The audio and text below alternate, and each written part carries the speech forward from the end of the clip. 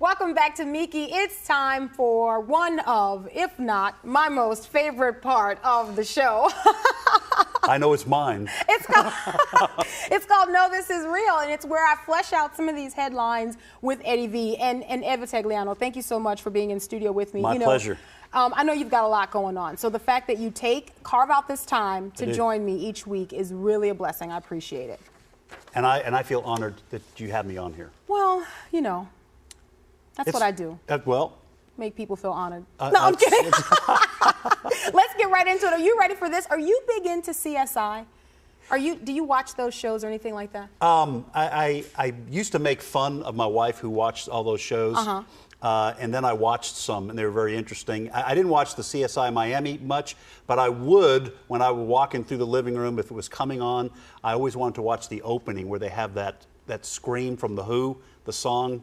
Anyway, it was one of my favorite part. I asked you about the CSI, but I'm not really into I do like those kind. I like The Mentalist, and I like NCIS. Okay, yeah, this is going to blow your mind. You ever look at their technology and go, oh, they can't do that in real life, or only if they would really solve crimes that way, right. You know, that kind of thing. I do that, yes. So here you go. This headline is real. It took place in Wales. A man... The country you're talking about? Yes. Okay. Yeah, not the mammals. Not the mammals. Okay, here we go. A man checks into a hotel and stays there for... A whale checks into a hotel. A whale checks into a hotel. All right, go ahead, I'm sorry. Stays there for a few days and decides that, you know what, I don't have enough to cover the bill, and I'm just gonna leave. So he leaves without paying his bill. But you ready for this, Ed? The police go into his hotel room and find he's left his toothbrush. They pick up said toothbrush, take it back and do some forensic checking, and it leads them to a Mr. Stephen Evans, who was in their database. They arrested him and charged him the $102 for his couple night stay plus $95 in like court costs and I guess what it took to run the test. And now he's under 4-month like curfew and he can't go out from like 8 p.m. to 8 a.m. each day. Well, okay. First of all, why didn't they just look at the guest book or something that he signed? Very good question. He used a false name. He used a false name. He checked in. But you cannot falsify your You're trying to find a nice saliva. way to say, that's right. You cannot falsify your saliva. I was trying to have a hard time getting that word. Right. And so that's very interesting. Is that not amazing? This is real.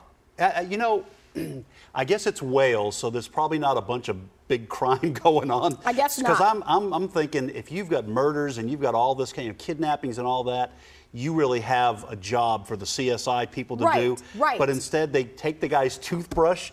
I mean, they must have been thrilled to say, look, guys, we have got a case. Because that doesn't seem like... Is that your Welsh accent? Did you just do a Welsh accent? No. No, I didn't. Okay. Well, I could do a Welsh accent. So there you go. But I'm afraid that I would insult our Welsh viewers. Oh. So, with a poorly played Welsh accent. So there you go. But that's a good point, though. They don't have enough time on their hands, or they have too much time on their hands. Because it's a $100 bill. There you go. Whatever the amount was that they finally wound up spending to go through this guy's toothbrush and... It makes you think twice about what you forget in your hotel room. How often do you forget things in your hotel room? Especially when I plan on not paying the bill. I'm making sure my T-shirt goes with me, the dental floss. There you go. Can you imagine? Looks like he had. If you want to learn how to commit a crime, folks, just watch this program. We'll teach you how to cover your tracks. Oh, Ed, speaking of this, speaking of tracks and all of that stuff, so this is really interesting, right? So seemingly a man who may have like grown up on the wrong side of the tracks, you know, finds himself as a wanderer, homeless guy, you know, and just happened to be in the right place at the right time in Oklahoma at a truck stop. And this husband and wife couple are traveling through, and the wife finds herself in labor. Yeah. And they have to deliver the baby at the truck stop, but the baby is born with the umbilical cord around her neck. So this homeless man, who happens to be on the scene, talks her through the delivery, helps her deliver this baby, releasing the cord from the baby's neck, you know, and all of the hoopla and everything. Baby is healthy and well. They look around, the guy's gone. Next day, no trace of him, gone. True story out of Oklahoma City there.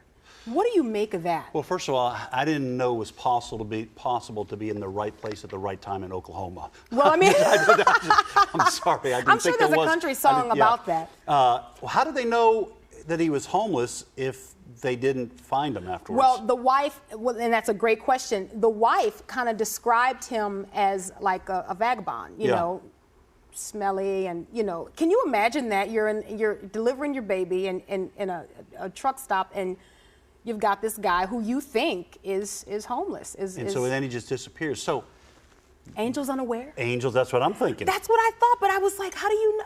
Is it? Well, first of all, you can tell because you never have an angel show up with a suit. Okay, yeah, they're always scruffy looking. They kind of blend in. That's in the Bible somewhere. I'm pretty sure. Is that right? Because I'm of the touched by an angel era. Yeah. So I always, I'm waiting for Monica to pop on the scene. God loves you. Maybe, yeah. Do you know what I mean? Or maybe he had skipped out on his bill. And he was on his way from Wales. He was on it, and he didn't want to get caught. So he did his good. That's an extraordinary story because the circumstances, the dire circumstances of the birth and the baby. And you think, okay, it is possible that someone would be available who would know how to do that, and then would also not stick around. That's very strange. To make the news. Yeah. You know what I mean? To kind of have their, okay, last story, I'm going to try to squeeze it in. I don't know how much time we have, but it's going to be a perfect segue into my Pinterest segment. Okay. Moms are notorious for being ratted out by their kids. Their kids will tell. And vice versa. And exactly right. It's true. So here you have a family in Pennsylvania who found a couple puppies who were lost wandering through their neighborhood. They returned the mutt, but then they kept like the full breed, and I should know this because it's in here. I've been looking. It's a Rottweiler puppy they kept, and then the mom sells it online. But they told the police that there was only one dog. They had, So anyway, they're suspicious. The neighbors, they say, no, we think they've got our dog or something is going on. Well, the police go over to the house. 5-year-old son is there with the babysitter. Police come in, the babysitter lets them in, and they're talking. 5-year-old says, in the course of the conversation, Mommy sold the dog to a woman on the computer. We had the puppy. Well, 10 seconds, Ed. Yeah, 10 seconds.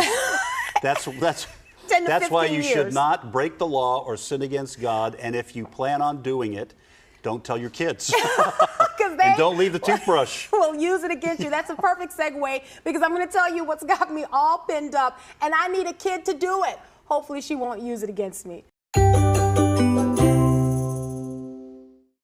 Okay, now it's time for me to tell you what's got me all pinned up, and I'm super excited about it because I get to introduce to you my daughter, Mariah. Mariah Addison, welcome to Meeke.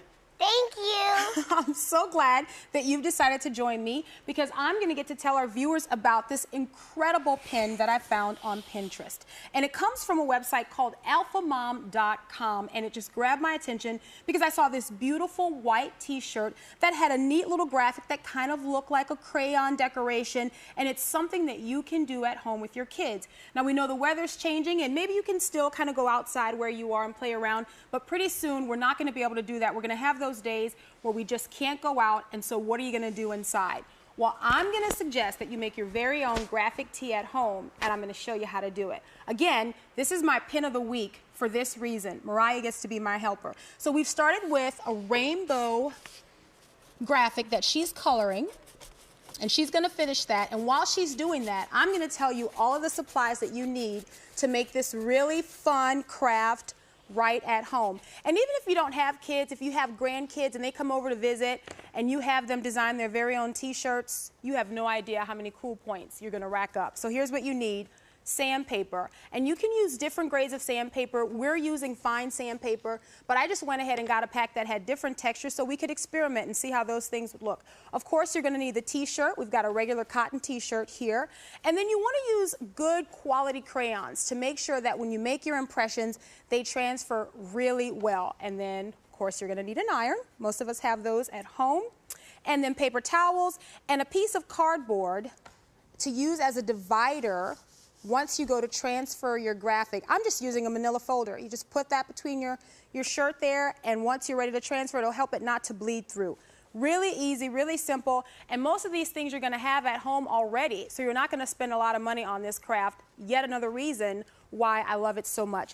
So Mariah is finishing up her rainbow. How's that coming along? Good.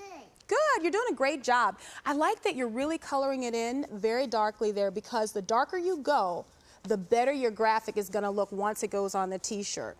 Good job. Thank you. Is this the hardest work you've ever done? Mm-hmm.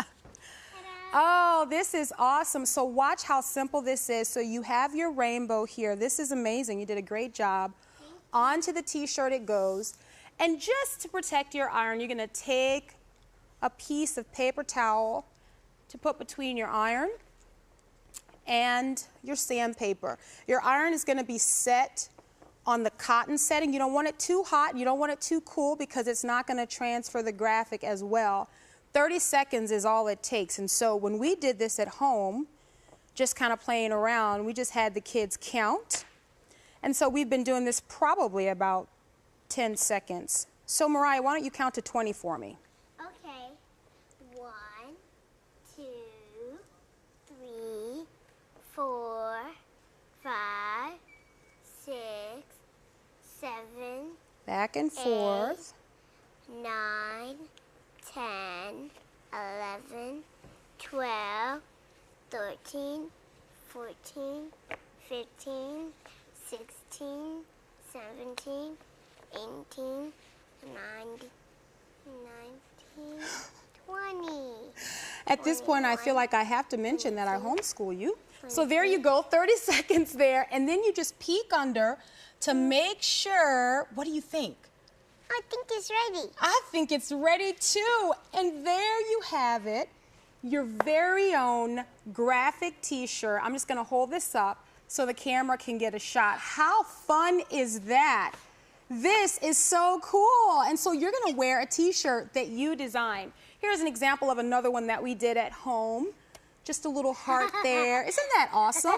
Yep. Oh, I love it so much. That's why it's got me all pinned up. If you want to find out more about how you can make this and the supplies you need, maybe you didn't get them written down, all you've got to do is go to alphamom.com. I'm also going to put a link to her site on my website, so you can go to meeke.org. That's MEEKE.org. When we come back, we're going to make a transition. We're going to talk about politics. Do Christians play a major role in politics? Should we? We'll discuss it. Make sure you come back and join us. We're back in 2 minutes. It's interesting, we can be a banker, we can be a doctor, we can be a lawyer, we can be a pastor, but we can't be a politician as a Christian. And I'll say this, the problem with America is not politics. The problem with America is the church. If we're not recognizing the sanctity of life at the point of conception on, then we're not going to recognize the sanctity of life at any point in time.